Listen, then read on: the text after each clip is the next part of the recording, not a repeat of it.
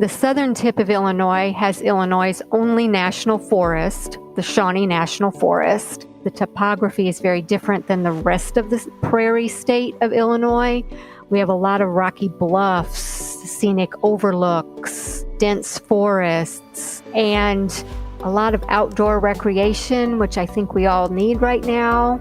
The small town living, rural life, where you don't have to be shoulder to shoulder with a lot of other people that you don't really know. There's plenty of space to spread out and still enjoy yourself within your own family or group. Hey, this is Cindy Scott from Cinder's Travels. Welcome to the Locals Know Best podcast. This is episode 19. Locals Know Best is a bi-weekly podcast where my guests share the places and outdoor travel adventures they love most, right in their own backyards. Topics range from unique lodging options, treasured outdoor activities, favorite dining spots, and a breakdown of whether the Insta-famous and possibly overrated spots in town are even worth checking out. Today, I'll be speaking with Carol Hoffman from Shawnee Forest Country in southern Illinois. Carol is a birdwatcher, hiker, and all-around nature enthusiast. She has been promoting the scenic beauty of Shawnee Forest Country for 25 years. In this episode, we'll be discussing all of the outdoor adventures that are possible in the giant city area of the western side of the forest. If you want to follow along with links to all the places we'll be talking about and a map of the area, this episode's show notes can be found at localsknowbestpodcast.com/19. And one more thing before we start, I wanted to give a quick shout out to two of the show's listeners. Both of these ladies made my day by reaching out to me via the Locals Know Best podcast Instagram account to let me know they've been enjoying the show. Samantha, too, messaged me after listening to episode 16 on Las Vegas and said that Ashley's Beyond the Strip Las Vegas itinerary was super on point and that she was so glad Ashley was able to show us all the finer places in Vegas. And then Kate Clipsham also reached out. She's been listening to the podcast from Australia. She's been planning a trip to the United States and said the show is so good to listen to for research purposes since this is as close as she can get to the U.S. at this moment. She said that with the podcast, she can imagine she's there. Thank you so much to both of you for reaching out. I love hearing from the people who are listening to the podcast. It really does make my day. If you've been enjoying the show, please join them and shoot me a message or tag the Locals Know Best podcast Instagram account in a picture from wherever you've been listening. Let me know what you're enjoying most about the podcast. Or the next best thing, please feel free to leave the show a review in Apple Podcasts. The reviews really do inspire others to give the podcast a listen. So another big thank you to all of you who have taken a moment to leave a review up to this point. I'll definitely be giving more shout outs in the future, so message me, tag me, leave a review, any or all of the above, and who knows, maybe you'll be in the next shout out. As always, thanks so much for listening. Let's get into the episode. Hi, Carol. Thanks so much for joining me today. How are you doing? Hi, I'm doing great, Cindy. Thanks so much for having me on. This is really fun. Yeah, I'm excited to learn. I have to say, I don't know a tremendous amount about Southern Illinois, and I grew up in Michigan, so that's kind of crazy to me. But I'm really excited to go into your area because it sounds like there's tons of unexpected adventure. Absolutely. The southern tip of Illinois has Illinois' only national forest, the Shawnee National Forest. And within that area, you'll find a lot of hiking, biking, hunting, fishing, outdoor opportunities. And it's very different. The topography is very different than the rest of the prairie state of Illinois. We have a lot of rocky bluffs, scenic overlooks, dense forests. So a lot of the opportunity is very different than the rest of the state. Okay. Well, this is great. I can't wait to get into it. And so this southern Illinois area that we're going to be talking about today, how long have you lived there? What makes you an expert on it? Well, I grew up in this area in a small town called Anna, right in the middle of the west side of the Shawnee National Forest. I love small town life. The ruralness and the forest and the outdoor rec opportunities. I love hiking and exploring the trails, especially bird watching and other nature viewing. Okay, so you've been there your whole life, basically. Yes. Definitely makes you a great expert on the area then. And for this episode, we're going to be focusing on the Giant City area, correct? Right. Giant City State Park in Makanda, Illinois. It's just north of Anna and south of Carbondale in the southern tip of Illinois. I know that you could represent the whole area of Southern Illinois, but I'm really curious why you honed in on this specific area. Well, I thought because Giant City had a lot of different opportunities very close together that can be easily reached in under 30 minutes, whether you wanted to be up in the canopy of the trees or on horseback or on a lake or hiking in the forest. It had all those opportunities right there together, easily accessible. Giant City State Park is a treasure trove of outdoor recreation, breathtaking views, hiking among plants and animals, fishing, hunting, boating, kayaking, swimming, even rock climbing and rappelling are options in Giant City State Park. There are absolutely all of those opportunities across the forest, but I just thought that concentrated area could give us the opportunity to talk about those in one specific vicinity. Yeah, biggest bang for your buck all in one day you can get in that area, it sounds like. Right. Are there any best times to visit or times you would recommend maybe not so much visiting Southern Illinois? Well, each season is very different. Every day, there's always something new and changing. Even if you've gone to a certain area in the summer and fall for fall color, it's completely different in the winter, where you can see the rocky bluffs and all the different rock formations. So you get a different view and experience in every season. Summers, especially in the middle of summer, July, August, it is very hot and humid, and you are going to have more insect activity. So you want to use your repellents and be prepared for that sort of thing. Of course, fall color is very popular. You have the fall color of the forest in mid to late October, early November. So that can be an extremely popular time. Then you have winter. No bugs. We have generally mild winters, so you can dress warm enough most days to go hiking and not break a sweat. And then, of course, in the spring, that may be my favorite. Spring is the perfect time to hear and see all the migratory birds, so this is a great time to be here. That's when you can see the waterfalls of the area. All the locations are always there year-round, but the water is falling when we've had significant amount of rainfall, which is generally spring. And when we talk about spring and the waterfall areas, you absolutely have to wear the proper clothing and footwear and don't get too close to the edge. This is not an amusement park where everything is safety checked. This is Mother Nature, so you do have to take care and caution on your own out on the trails. You just need to know that.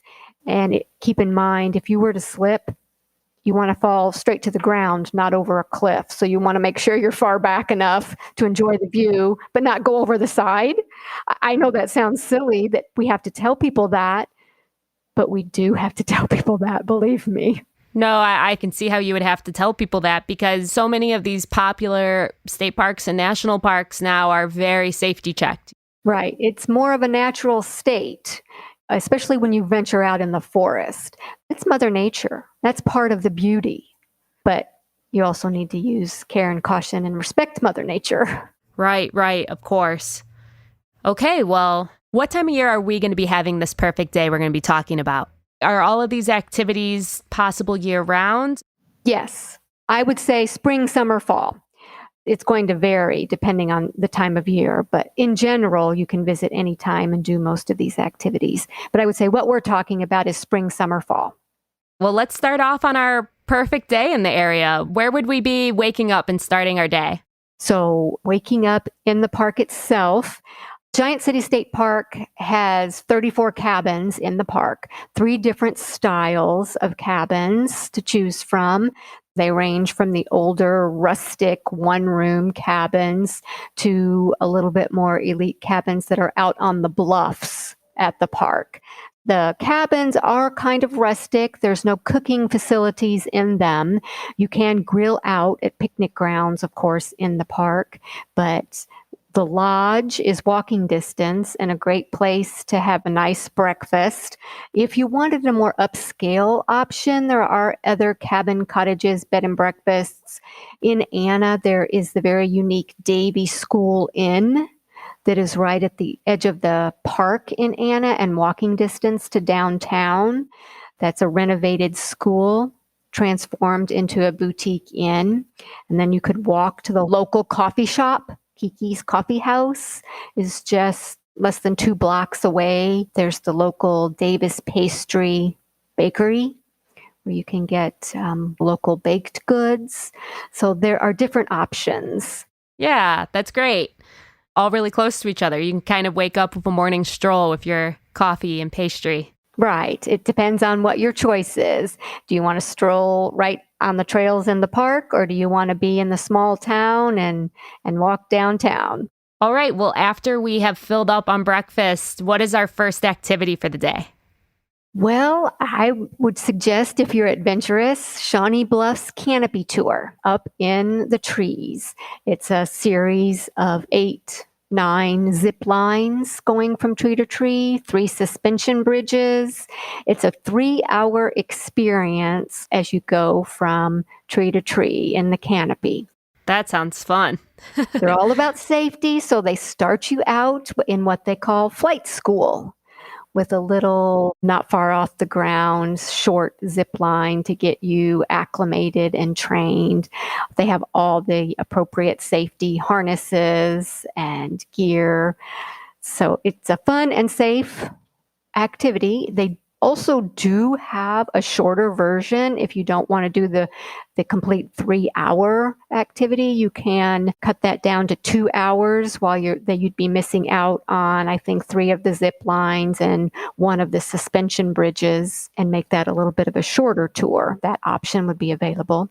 Oh man, I feel like you got to do them all though. I know. If you're going to do it, go for it.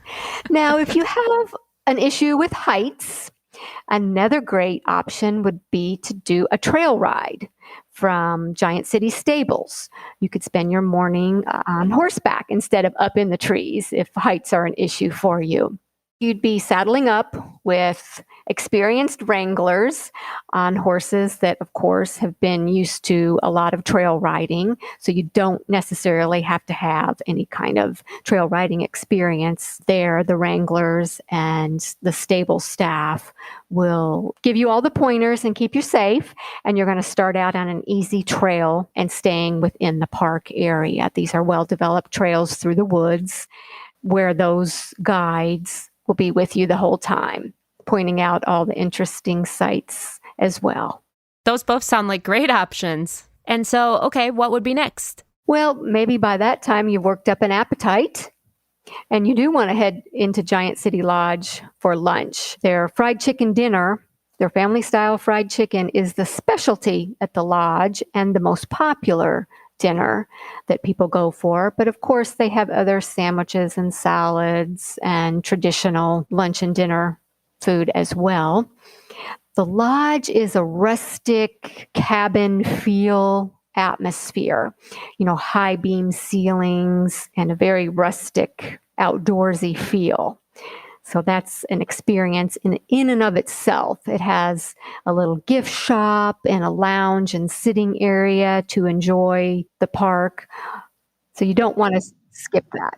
That sounds great. A nice, relaxed lunch in the lodge. And then after we're done eating, what are we going to be jumping into after that?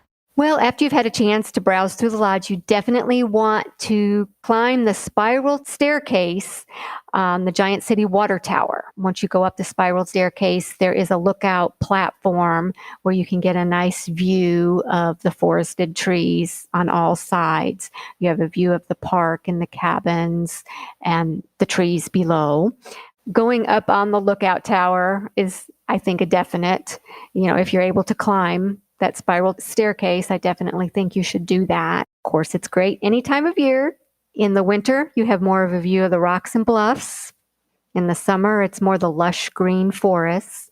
And sometimes, you're lucky enough to see the vultures flying around. It's nice to be up in the air with them. It's kind of a unique experience as well. Yeah, I love all of these up in the canopy activities. It's really beautiful, I'm sure. Right, it absolutely is. And then once you come down, you might want to head over to the visitor center at the state park to learn about the different trails that are in the park. There are 8 different trails. You can pick out 1 or 2 that you think would be best for you, pick up a map or more information, or get tips or pointers from the site interpreter. And so when we're in there, they can kind of make a recommendation for what trail would be best for us.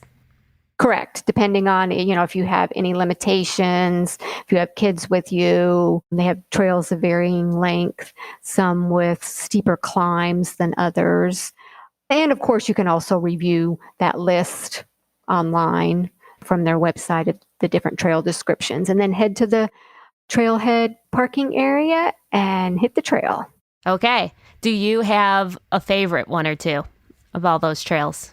Oh, well, Trillium Trail is really popular, especially in the spring. You're going to see a lot of the spring flowers coming out then. The Giant City Nature Trail is very easy and offers interpretive information along the way as you go. So I think there would be something for anyone's activity level. All right. Yeah, that's great. So what are we going to do after our hike? So once you've had your fill of hiking, 1, 2 trails, maybe 3, you can consider stopping by, making an appointment to see and learn about the alpacas at Rolling Oak Alpaca Ranch. This is a unique location close to the park. It's mother-daughter ran ranch that raises alpaca and uses their fiber to make alpaca products, of course, scarves, socks, yarn. You can arrange an appointment to meet the alpacas up close. And you hand feed them and pet them. No way. So that's, yeah. Aww. A couple of times a year or several times a year, they have alpaca yoga or alpaca painting classes. Those can vary. Of course, you would have to check the schedule to see what was happening, but almost any time of year they can arrange a visit. That doesn't necessarily mean that yoga or a painting class will be happening at those times, but different unique opportunities with the alpacas do arise. That's amazing. How does an alpaca painting class work? Well, they have someone that comes in and supplies, the painting supplies, and you have an instructor that will help guide you. It's like a paint party. And alpacas are just roaming around at the same time. Right. You can go out in the field. Of course, you do want to dress appropriately for getting your feet dirty or muddy or stepping in other things. So you want to wear old enclosed shoes. That sounds crazy. I mean, that sounds great. I love it. I've never heard of that before. After we're finished visiting with the alpacas, what do we do to close out our day? You can wind down at one of the nearby wineries. Oh, fun. Blue Sky Vineyards, Starview Vineyards are both nearby. They have music on the weekends. They have scenic outdoor areas for relaxing and visiting and enjoying the outdoors. They have tasting flights, a variety of light meals that you can purchase, tasty treats, salads, sandwiches, pizzas. And do you recommend we go to one of those for dinner, or is there another spot? Depending on what you're up for dinner. If you're up for something not quite as heavy, yes, one of the wineries would be a perfect place to wind down and have dinner. The Brick House Grill in Anna is a great restaurant on the little main street in Anna that offers a fish, chicken, and meat option, as well as various salads. And they serve local wine as well at the Brick House. And it's walking distance from the Davie School Inn. Okay, great. And so was there anything else you felt, that was kind of our day, right? Was there anything else you felt like got left out or could be packed in on a second or third day? Sure. There is the opportunity to bring your bikes if you wanted to bike through the park and the area. If you don't have your own bike with you, we do have an e-bike rental, Shawnee Hills e-bike, which is a pedal assist bike. So if you're not an experienced cyclist, or depending on what kind of shape you're in, you have that option of renting an e-bike, and you can pedal, but when you need a break, you have that electric assistance available as well.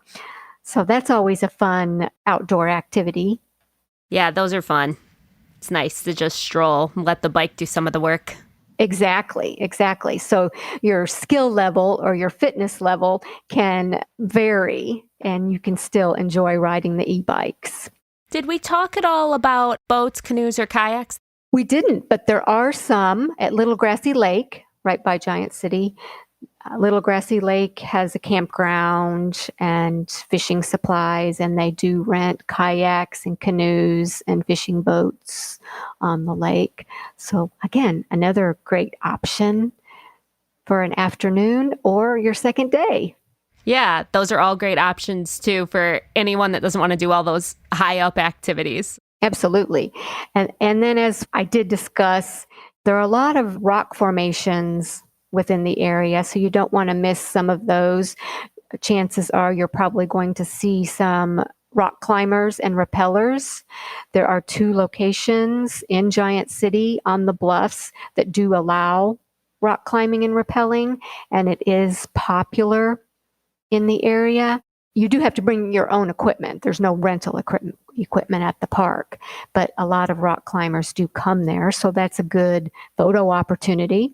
If you wanted to get photos of something like that, the sandstone bluffs and the rock shelters in general are good photo spots. One in particular, called Devil's Stand Table, is very popular. Yes, tell us about the best places to get pictures. What are the best Instagram spots? It seems like the Lookout Tower would be a really good one too. Absolutely, yes. The Lookout Tower, Devil's Stand Table.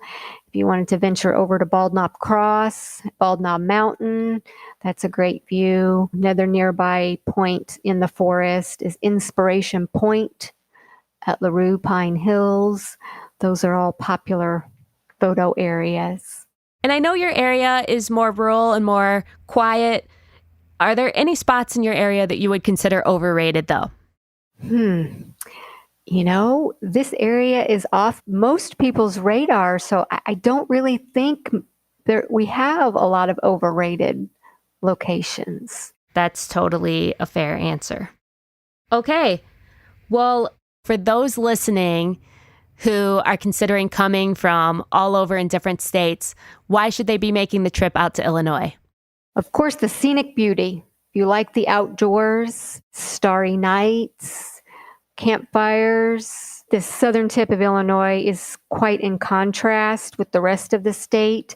It has gently rolling hills and cliffs. The National Forest covers 280,000 acres. A lot of outdoor recreation, which I think we all need right now. The small town living, rural life, very low population, where you don't have to be shoulder to shoulder with a lot of other people that you don't really know. There's plenty of space to spread out and still enjoy yourself within your own family or group. Yeah, that's great. It sounds really quaint, but it also has just tons of adventure opportunities and animal activities. Like, it sounds like there's a lot going on, but it still has a quaint feeling. Exactly. Love that. And tell us how we can find out more about Southern Illinois.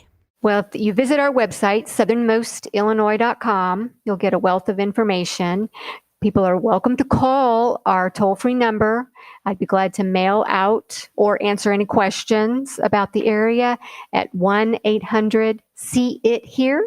And we'd be glad to help in any way possible to make an enjoyable family vacation plan for you. Great.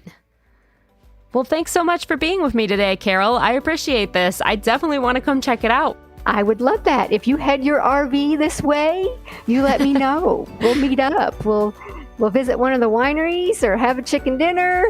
Yes, that sounds great. Thanks so much for tuning in. Once again, if you want to grab the show notes for this episode, head on over to localsknowbestpodcast.com/19. If you enjoyed this episode, I'd love if you would leave a review in Apple Podcasts and let me know what your favorite part was. Make sure to check out the Instagram post for this episode over at Locals Know Best Podcast, and please feel free to share this episode with your favorite travel buddy. Thanks so much. Catch you next time on Locals Know Best.